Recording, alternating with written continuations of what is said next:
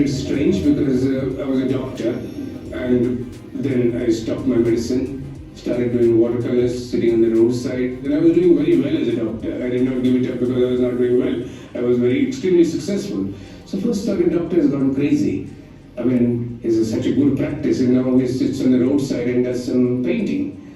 And one old man asked me, normally people like to climb up the ladder of success. Why do you come down?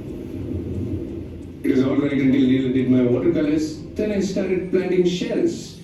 So for most people, the idea of planting shells as a profession was the most weird thing to do for an adult. I learned what I've been experimenting with different mediums, different kinds of work. And then I traveled around the world. And I would say that I learned my work from museums of modern art.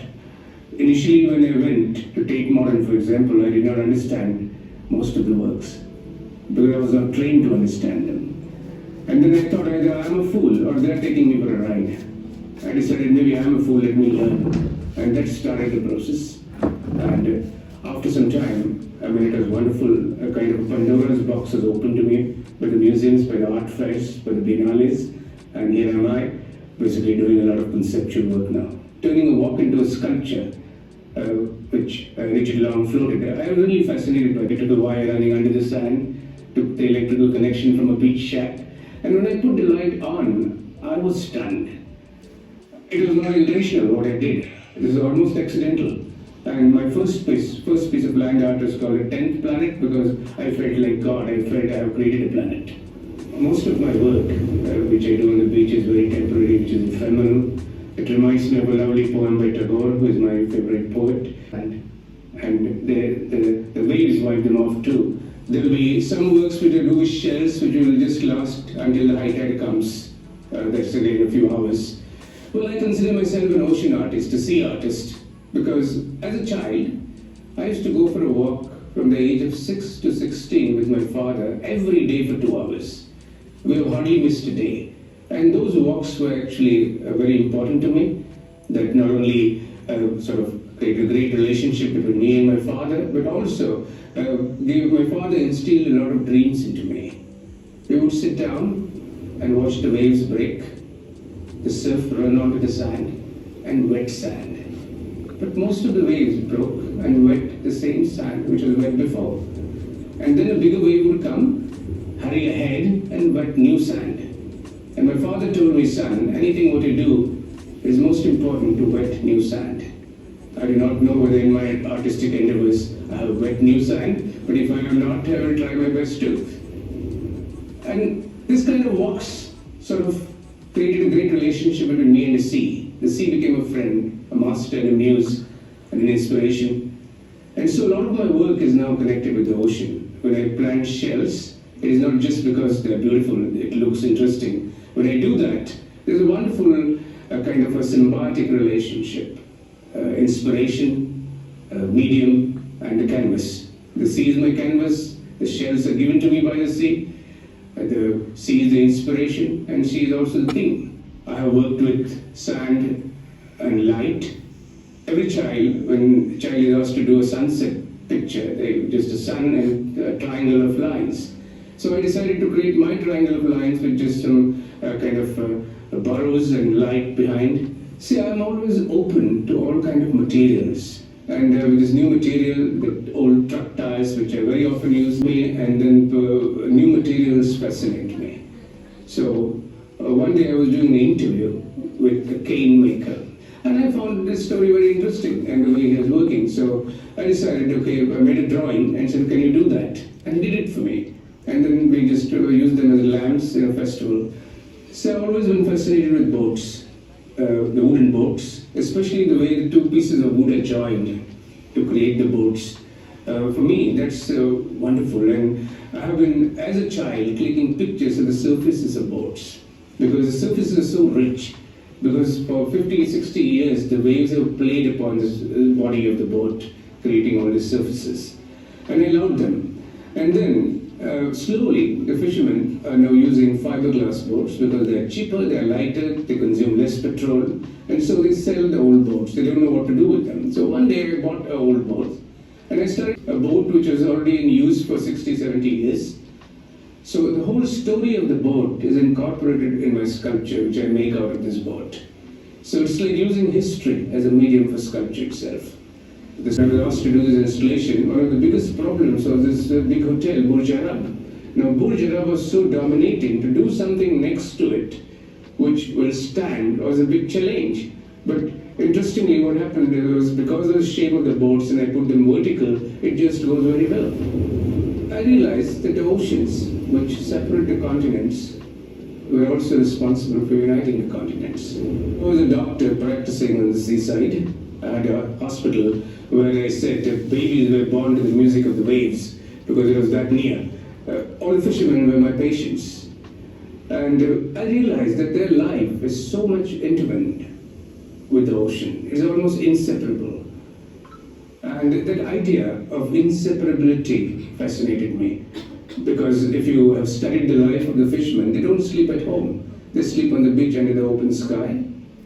They get up in the middle of the night, used for times immemorial. And initially, indigo came from a plant. When Gandhi arrived in India, he had come with his paraphernalia of new experiments with his satyagraha. And the first satyagraha in India was actually to help the indigo workers. There were some very interesting dramas written in Bengal. One is called Neela Darpan, which is about the indigo. And so indigo really fascinated me, and I loved the color. And then I found this very wonderful way of doing it, that I started covering rocks with indigo. Initially, when I started covering the rocks, I didn't know how to do it, because first I went with 100 toilet papers and some glue, thinking that I will cover the rock with toilet paper and then apply indigo to it. And then I also carried a sieve, and it was very windy.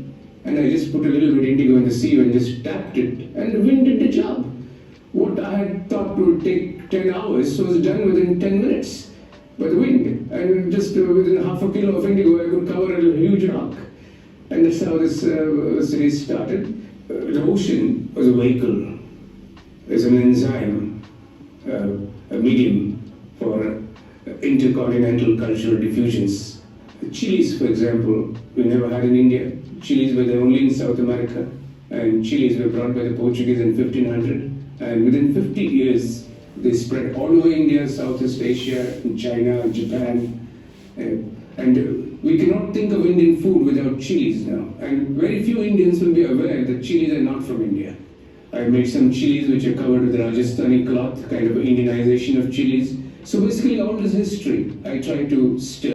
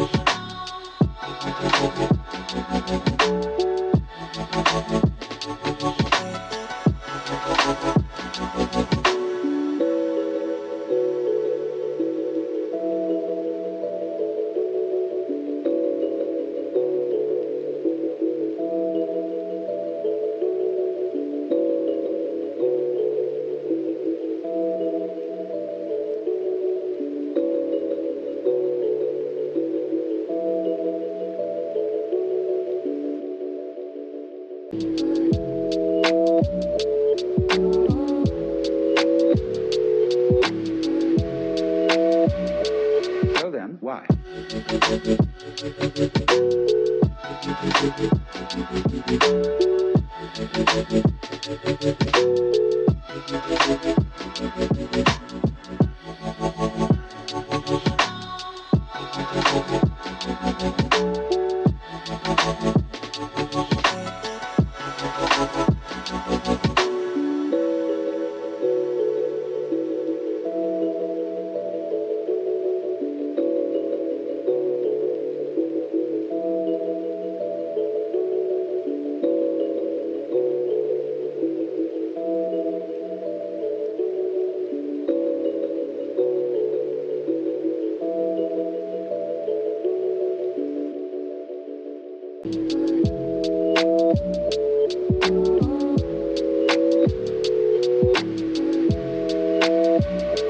So then, why?